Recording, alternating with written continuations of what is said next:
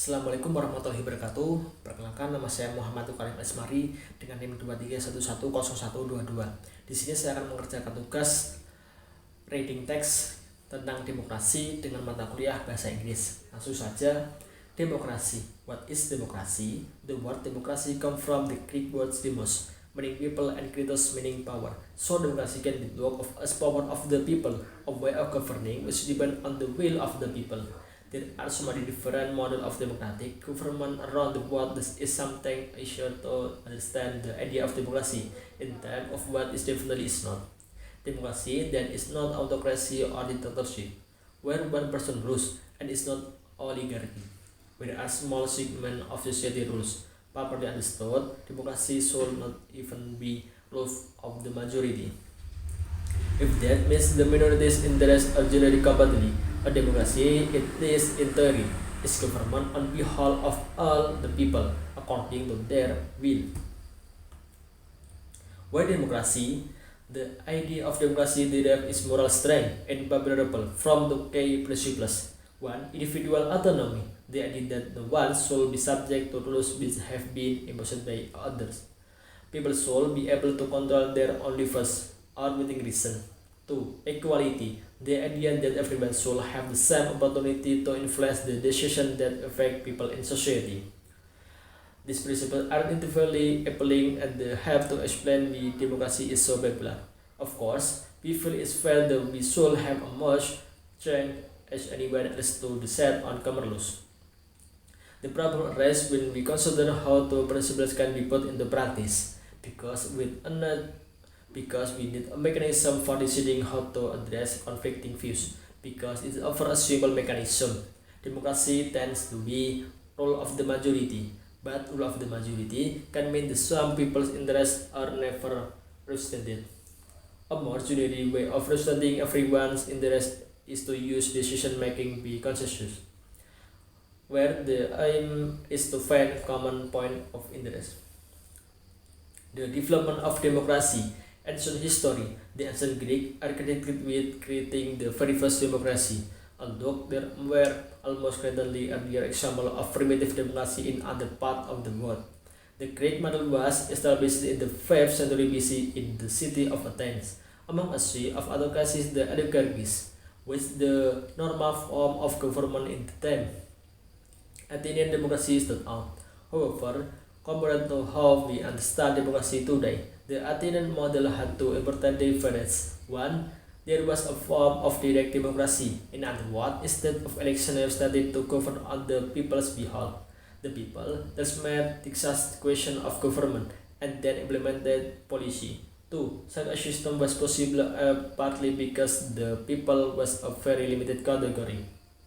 Those who could participate directly were a small part of the population, such women, slaves, aliens, and of course children were included. The number who participated were still far more than a modern democracy. Perhaps 50,000 males is directly in politics, out of a population of around 100,000 people. Democracy in the modern world. Today, there are many different forms of democracy. There are democratic nations in the world. No two systems are actually the same, and no one system can be taken as a model. There are presidential and parliamentary democracies. Democracies that are federal or unitary. Democracies that use a proportional voting system, and what the use a majority system. Democracies which are slow monarchies and so on. One thing that unites modern system of democracy, and which also distinguishes them from the ancient model, is the use of representative of the people. Instead of taking part directly in lawmaking, modern democracies use election to select representatives who are sent by people to govern on their behalf. Such a system is known as representative democracy. It can lay some claim to being democratic because it is, at least to some degree, based on the two principles both equality of all, one person, one vote, and the right of every individual to some degree of personal autonomy. Imperfect democracy. People often talk about countries becoming democracies as they start to have relatively free and open election, but democracy includes far more than just election, and it really makes more sense to think about the will of people idea, rather than about institutional or voting structures. When we are trying to ask how democratic a country is, democracy is better understood as something that we can always have more or less of, rather than something that either is or is not. Democratic system can nearly always be made more inclusive, more relative of more people wishes, and more responsive to their influence. In other words, there is room to improve the people part of democracy by including more people in decision making. There is also room to improve the power or will part of democracy by giving the people more real power.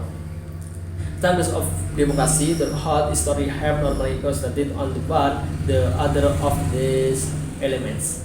Today, in most countries of the world, women do have vote, but the status has been one only relatively recently. New Zealand is said to be the first country in the world to have introduced universal suffrage in 1893, although even her women were only granted the right to stand for parliament in 1919. Many countries have granted women the right to vote first of all, and only several years later have allowed them to stand for legislative office. Saudi Arabia has only granted women the power to vote in election in 2011. Today, even established democracies, there are other sections of the society, which commonly include migrant workers, prisoners, and children, who are not given the right to vote, even though many of them make practice all are obey the law of the land. Mungkin cukup sekian reading test dari saya. Akhir kalam. Assalamualaikum warahmatullahi wabarakatuh.